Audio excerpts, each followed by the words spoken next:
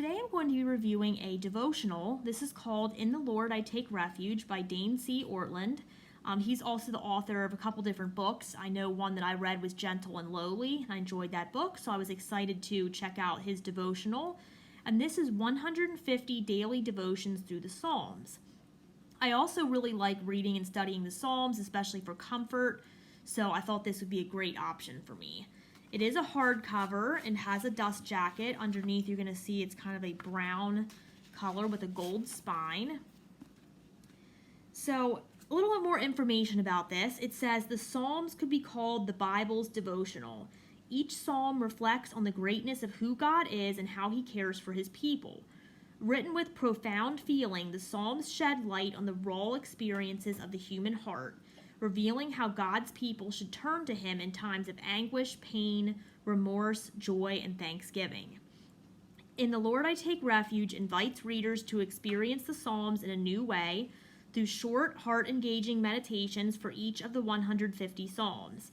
In every reading, Pastor Dane Ortland takes readers into the riches of each psalm and the Savior toward whom they ultimately point, strengthening believers as they navigate the adversities of life in this fallen world.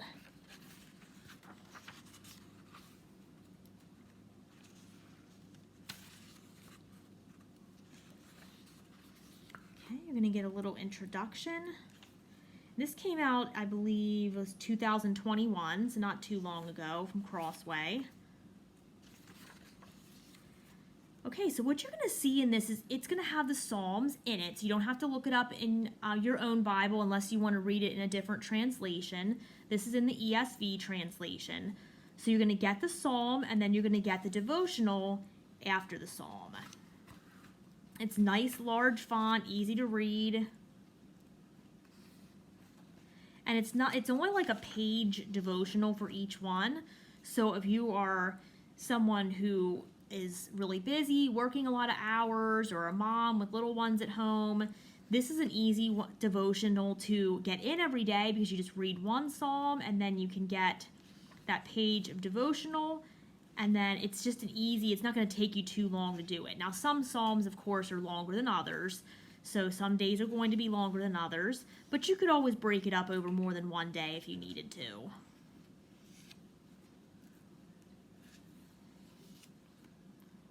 So what I thought I'd do is I will just pick out a psalm in here and I'll read the devotional to go with it.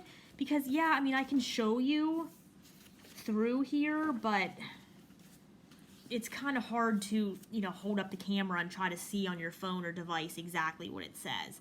So I'm going to read a really familiar one. I'm going to read Psalm 23, just because that's one everybody's already familiar with and probably has heard before, maybe even memorized. And then I'll read the little devotional that goes with it just to give you an idea of how the book sounds, to see if you would be interested in buying this devotional for yourself. So I'll read the psalm too, why not? Psalm 23 is, the Lord is my shepherd, I shall not want. He makes me lie down in green pastures. He leads me beside still waters. He restores my soul. He leads me in paths of righteousness for his name's sake. Even though I walk through the valley of the shadow of death, I will fear no evil, for you are with me. Your rod and your staff, they comfort me. You prepare a table before me in the presence of my enemies. You anoint my head with oil. My cup overflows. Surely goodness and mercy shall follow me all the days of my life, and I shall dwell in the house of the Lord forever. Okay, now here is the devotional that goes with it. This is perhaps the most famous poem in the history of the world, and justly so. It is deep consolation for the people of God. This psalm tells us that life with God means we have no lack. A life walking with him is like green pastures and still waters. But notice that David does not claim this about God when life is easy. This is how God cares for us when we walk through the valley of the shadow of death. How can this be? How can life be green pastures and still waters in the enveloping fog of deep fears or bitter disappointment? In a sadness that refuses to lift, a habitual sin in which you feel trapped, a rejection by one you loved, or a deep sense that you keep disappointing God. The psalm tells us, you are with me, period. Would you rather have the mountaintop experience without God or the dark valley with him? How does the presence of God actually help me when I'm in darkness? In this way. We know that Jesus Christ walked through the ultimate valley of the shadow of death, the darkness of condemnation and hell, a fate that should have landed on us.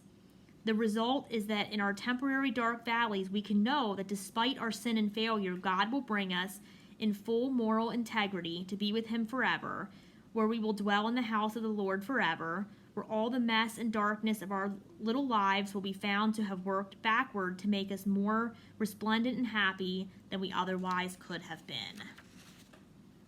Okay, it's just to give you a little idea of what it sounds like. So then, I'm curious here. I know Psalm 119 is the longest psalm. It's very long. I just want to see if they split that up or they make that all one. Because I figured that might be a question that some people might have, and I forgot to check that. So here's the beginning of Psalm 19. It's looking like they're going to have it all one. Yes, they're going to have it all together, and then your commentary devotional on that at the end. So it's not like you couldn't do it in one day. It's not super long. I was just curious how they split that up. But it's not labeled by like January 1st, January 2nd, or anything like that. It's just goes through the Psalms. So you could take as long on a psalm as you wanted. You could highlight and take some notes. There's not a ton of space, but you could definitely get some in there if you wanted to. Highlight, take notes, or have a journal you're writing in. Maybe the shorter psalms, maybe you're going to do 2 per day. The longer psalm, maybe you're going to drag it out for 2 or 3 days.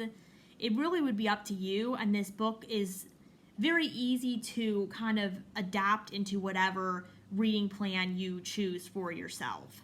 So I really like this. It's a great way to go through the Psalms, not overwhelming, but also not super fluffy. It's giving you some content in there too and really helping you study and go through those Psalms and apply them to your own life and just really think about what you're reading. So I would highly recommend this devotional. I've started reading through it. I've read a couple Psalms. I shouldn't say days. I just said it wasn't split into days, but I read a couple Psalms already, but I plan to go through the whole thing here in the next few weeks, hopefully. So again, this is In the Lord I Take Refuge. This is by Dane C. Ortlund. It's 150 daily devotions through all the Psalms, and it's from Crossway.